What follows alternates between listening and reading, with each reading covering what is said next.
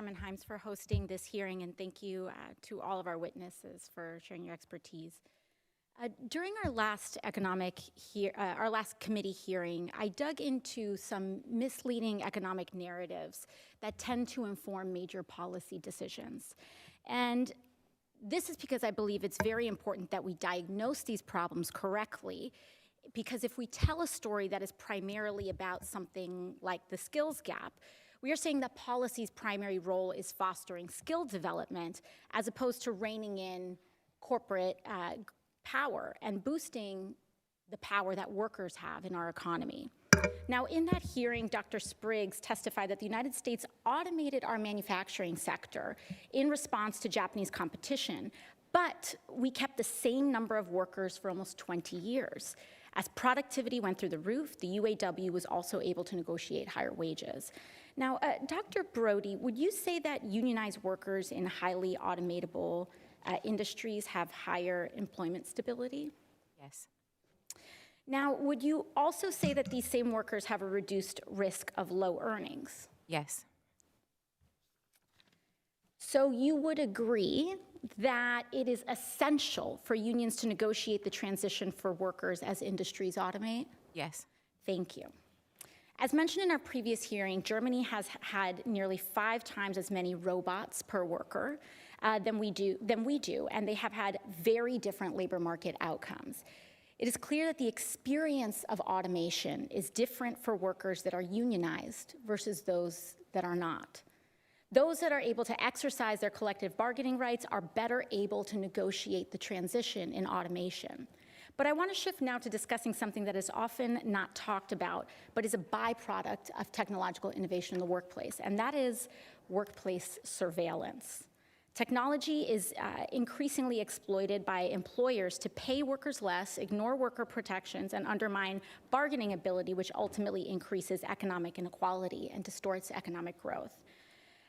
Dr. Acemoglu, are workers likely to know all of the ways in which they are surveilled, and what mechanisms presently exist for them to push back on that? There is no way that at the moment they can know all of the ways in which they are surveyed, because a lot of it depends on data that's very non-transparent. And I think at the moment there is not much that workers can do.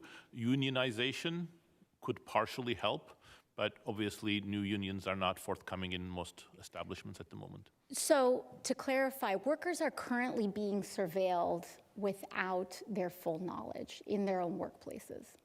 To some extent, yes. I want to demonstrate how insidious this can get. Service jobs use technologies like Dayforce to calculate wages for paychecks in real time and turn away workers from scheduled shifts when sales are down.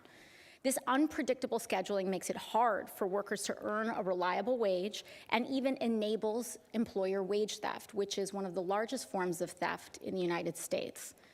But it does not stop there. They use technology to make hiring and firing decisions as well. These algorithms designed to favor the firm give employers more power and employees less control at work.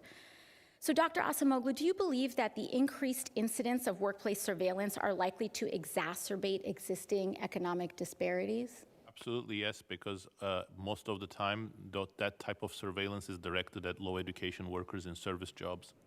And so what we're really seeing is how technology is being harnessed to really make some of the existing inequities in our workplaces worse. If, for example, when I worked back at my restaurant, when I worked at the restaurant, you could often see forms of employer retaliation or employer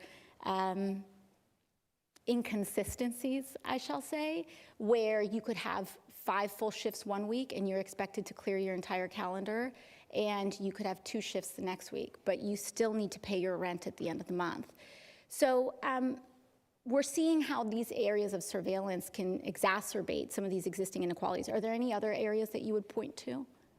I think if you look at a lot of the transport sector delivery jobs, there's a lot of surveillance, and it's going to increase with the amount of data. And as you pointed out, it's partly or largely an issue of corporate power. So one way of balancing how we use data in a way that's more productive is actually also balancing how much protection workers have. Thank you very much. I yield back. The gentlewoman yields back. I'd like to thank